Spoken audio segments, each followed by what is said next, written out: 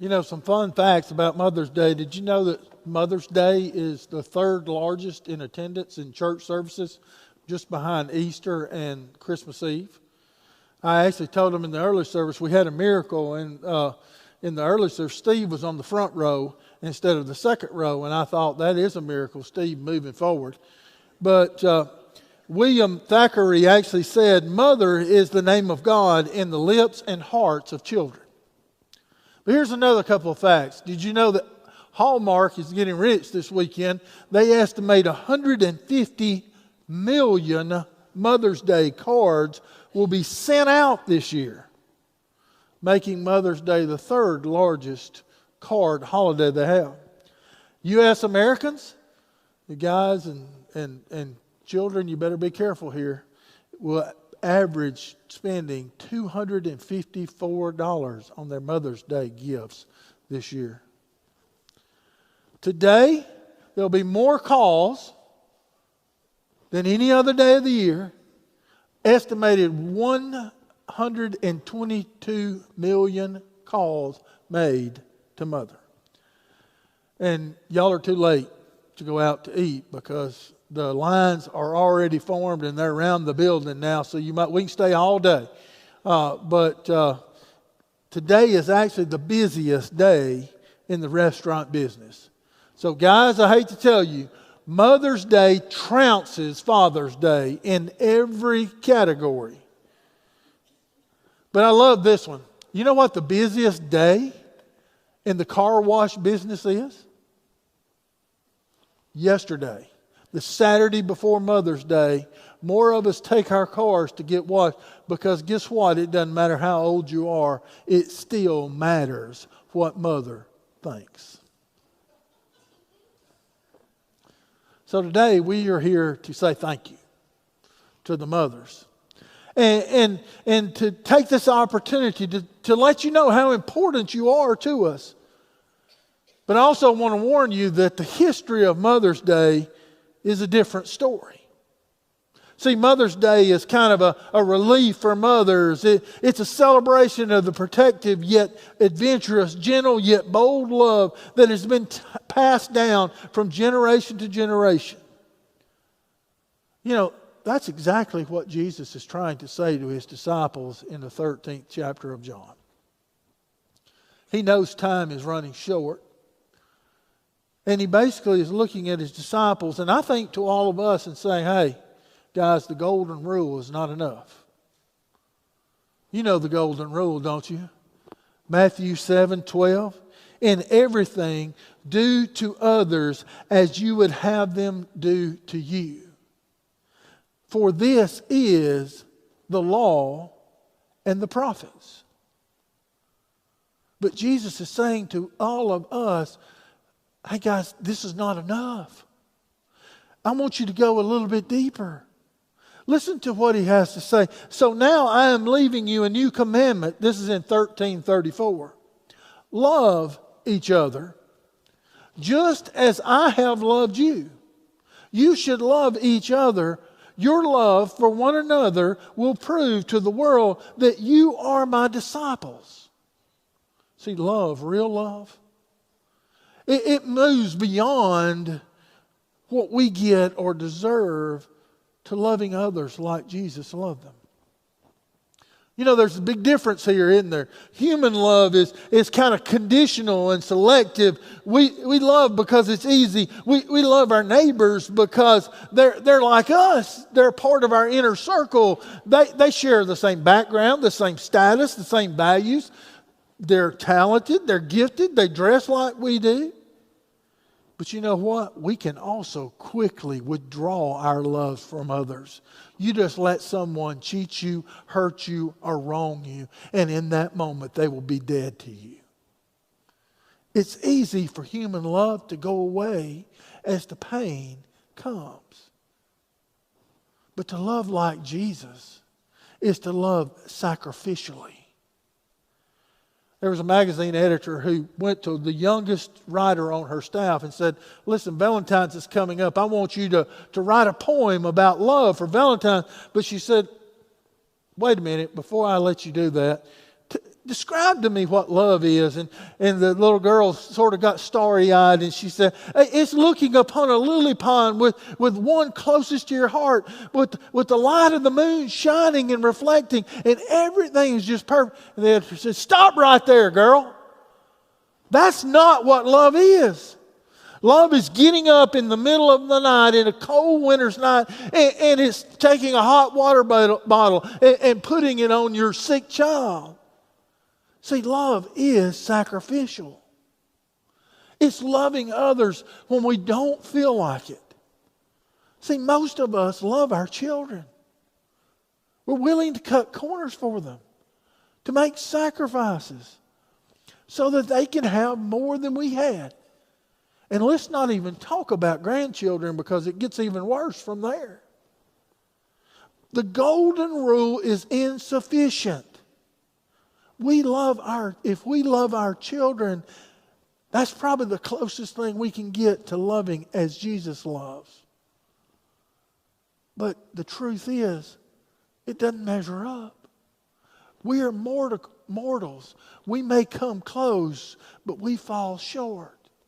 Paul even writes in 1 Thessalonians 4:9, for you yourself have been taught by God to love one another.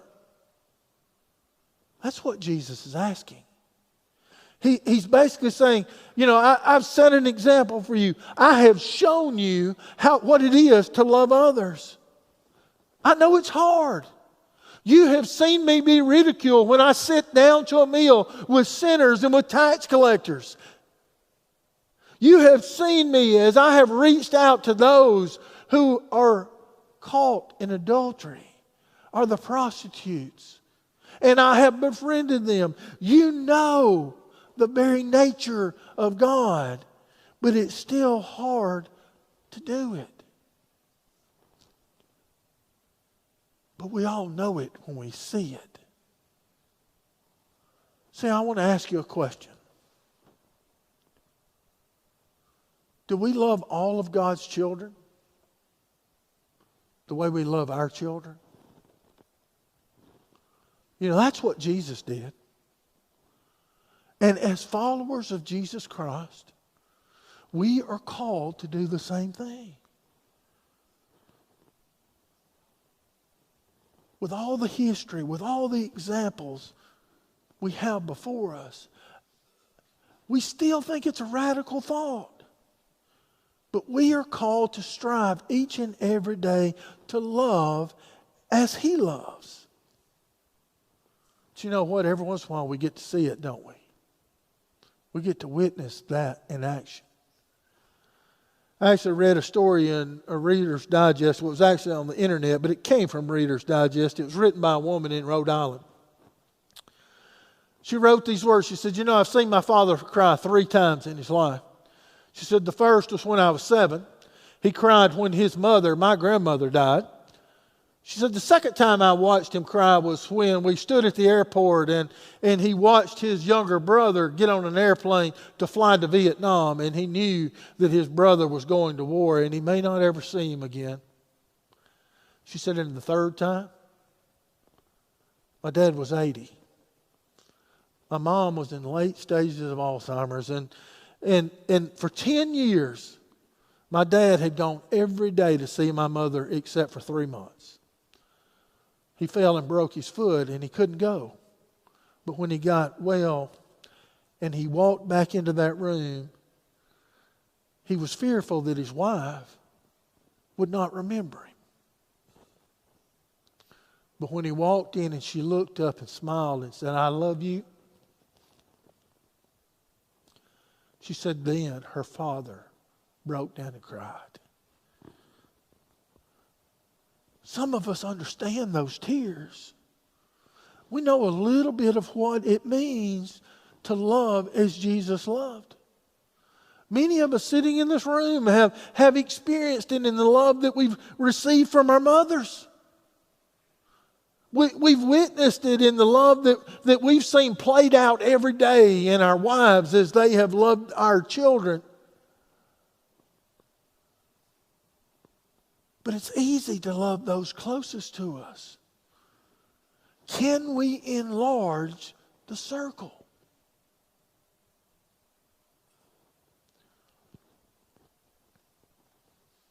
You know, it's been almost November will be 2 years since we left the United Methodist Church. And, you know, believe it or not, there's been a lot of grief for us pastors because basically I lost part of my family.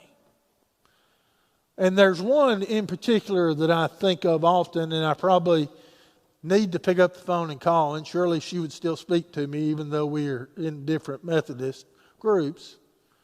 Her name is Emily.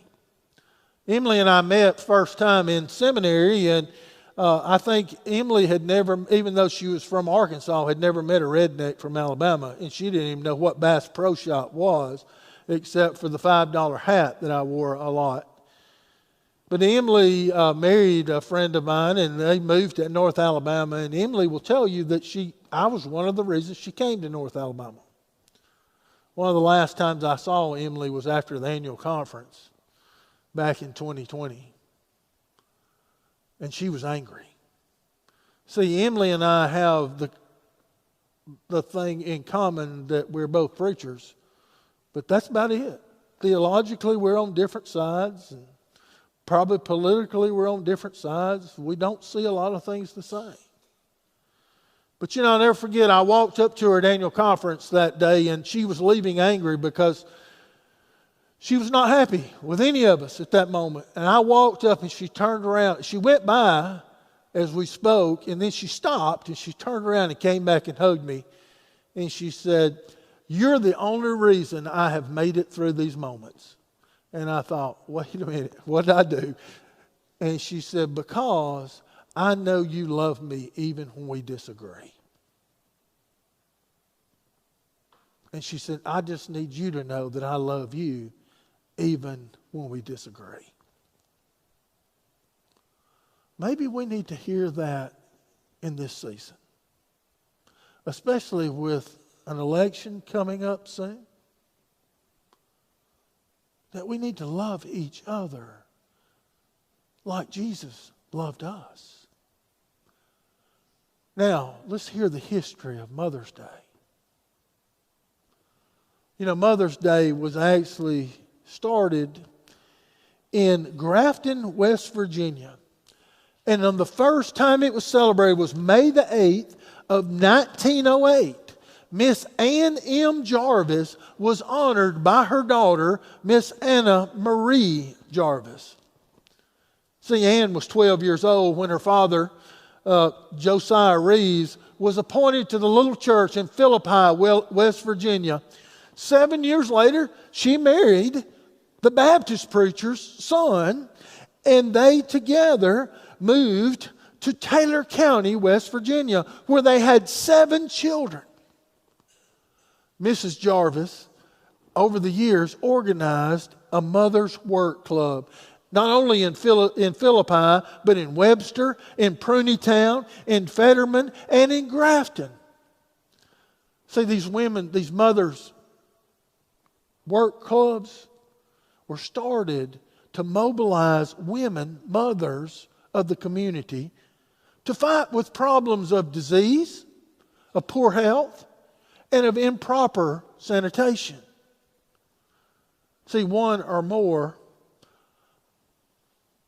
of which killed five of Mrs. Jarvis's 7 children. When the Civil War erupted, the Methodist churches in the villages were actually taken over by the Union soldiers, by the Union Army, which happened in most of the places in Indiana, Ohio, and Pennsylvania. And basically what they were the place for soldiers to be brought, for soldiers to stay, and soldiers to be treated when they were injured. And during those times when typhoid fever and measles broke out amongst the Union troops, the general actually went to Mrs. Jarvis and the Mothers Club and asked them to nurse the soldiers, to take care for the sick. When the war was over, these ladies were given the highest commendation of any civilians during wartime at that moment. But when the war was over, there was another problem. You can imagine, you've probably heard stories, when the blue and the gray veterans started to come home, they came home to what? The same communities, the same churches, and in some cases, the same families. So everyone was kind of bracing for feuds and for prejudice and for hatred, especially on the local level. So Mrs. Jarvis went back to work, and she came up with an idea that where her mother's work club could reactivate and deploy to, as she said, to kick the devil downstairs. So she worked with county officials, with the mayor of the town, and they announced the formation of a Mother's Friendship Day. The plot was simple. Each member of the club would bring their entire family. Maybe that's why attendance is always more on Mother's Day. And they would mix throughout the crowd. Now I know that's not typical of most church folks to sit where they don't normally sit. But that way, they were splitting up the families and the feuding. And their families were there sort of as a secret agent of peace and of love in the middle of those hostile camps. You know, as the day gathered, there was a huge crowd. The city officials got nervous because for the first time since the war, there were going to be armed soldiers on the blue side and armed civilians on the gray side, all in one area. They were actually going to disband and cancel the event, and Mrs. Jarvis went up to them and said, "No, you're not." She said, "I'm no coward." And she went forward, pushed forward with the dress.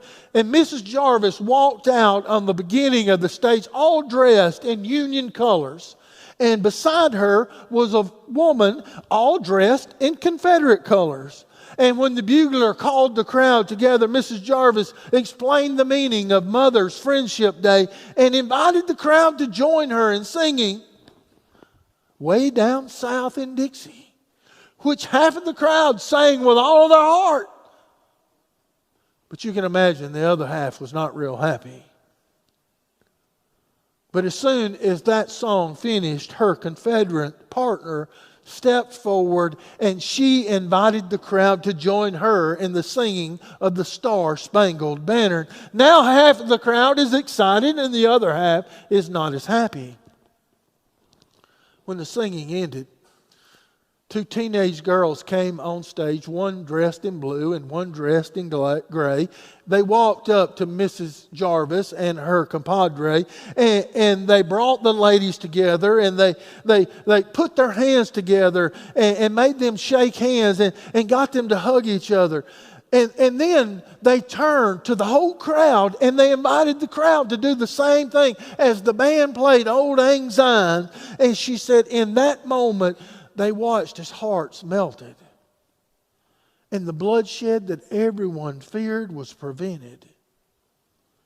You know, Mrs. Jarvis continued her work at that Mother's Work Club. And Mother's Friendship Day throughout the rest of her life. She moved in 1902 to Philadelphia to stay with one of her sons after her husband died, and she died in 1905. At her grave, her daughter, Ann M. Jarvis, made a promise to her mother. And for the next 2 years, she fought and she struggled and she waged a war to have a Memorial Mother's Day every year. And on May the 10th of 1908, a full Mother's Day service was conducted at Andrews Methodist Church in Grafton, West Virginia. And then later that afternoon in Philadelphia at one of the auditoriums, in 1912, the General Conference stood together and they voted to recognize the second Sunday of May as Mother's Day. And in 1914, the President finally got on board. Woodrow Wilson sat down and declared the second day of Mother's Day as Mother's Day. Ann Jarvis used the legacy of her mother's love. Of that love that Jesus commands us to love each other as He has loved us, to make a difference in history, but also to make a difference in our life. See, Jesus is challenging us to go deeper, to put aside our love that's attached with strings and rules and regulations, and to open our hearts to our brothers and sisters who may be different and who may make our blood boil, but to realize that they too are a child of God. And we were each called to love not as we love, but to love as Jesus loved us. That's what sets us apart. That is disciples' love. So I'll finish with one last question. Can you dig a little deeper? Can you allow the love that Jesus gave you to shine in your life so that others will know that you are His disciple? As you ponder that question, and as Ronnie comes to lead us in our closing hymn, I'll remind you this altar is open to anyone who would like to come forward and have a word of prayer. You may just want to get radical and come up here and say, "Thank you, God, for my mother." Or you may come up here and say, "God, heal me because I miss my mother today, and place your hand upon me." Or you may say, "Lord, I just need some strength here because I've wanted to be a mother and I hadn't. So remind me that you're here." Or maybe you're sitting out here and you said, "You know what? I haven't loved the way God's called me to love." The altar's open as we stand together and sing.